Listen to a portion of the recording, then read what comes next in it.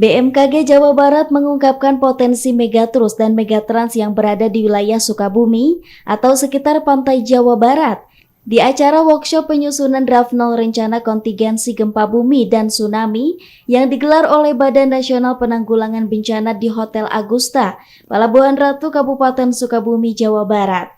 Diungkapkan oleh Kepala Stasiun Geofisika Kelas 1 Bandung, Teguh Rahayu, bahwa terdapat dua sumber gempa di Kabupaten Sukabumi, yakni megatrus di selatan Jawa Barat dan sejumlah sesar darat di antaranya sesar Cimandiri.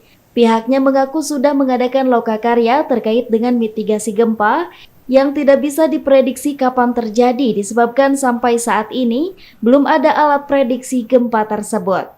Adapun dari hasil penelitian sejumlah pihak bahwa megatrus yaitu potensi gempa dengan magnitudo maksimal 8,7 bisa berpotensi tsunami dengan ketinggian 15 meter.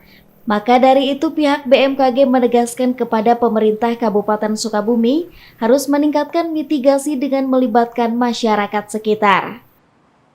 Ya, pendapat Jawa Barat terutama di Sukabumi ini bahwa sumber gempa yang kiranya berdampak di Sukabumi itu potensinya ada dua sumber.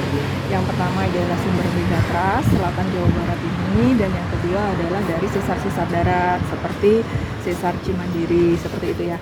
Dengan adanya peran BPBD harus terus dilakukan sosialisasi kepada masyarakat awam untuk mengenal bencana titik potensi gempa dan juga tsunami.